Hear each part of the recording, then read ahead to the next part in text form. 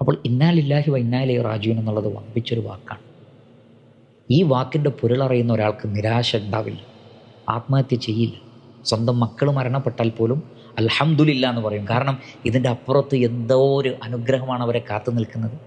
അപ്പോൾ അല്ലാഹു സുബ്ഹാനഹു വ തആല പറയും, ഇബ്നൂ ഹുബൈത്തൻ ഫിൽ ജന്ന വസമ്മൂ ഹുബൈത്തൽ ഹംദ്.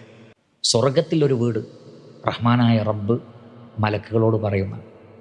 അപ്പോൾ സ്വർഗത്തിൽ മലക്കുകൾ റബ്ബിൻ്റെ ഓർഡർ പ്രകാരം നമുക്കുണ്ടാക്കുന്ന ഒരു വീടിൻ്റെ ഒരു വലിപ്പവും മനോഹാരിതയും, എന്നിട്ട് അതിന് ബൈത്തുൽ ഹംദ് എന്ന് പേരിടും. കാരണം പരീക്ഷണത്തിലും അൽഹംദുലില്ലാ എന്ന് പറഞ്ഞു. അത് വലിയൊരു കാര്യമാണ് പ്രിയപ്പെട്ട സഹോദരങ്ങളെ.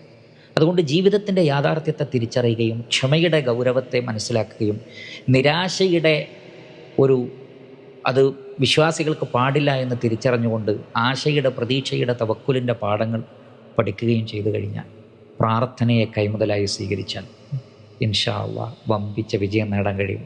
അവരൊരിക്കലും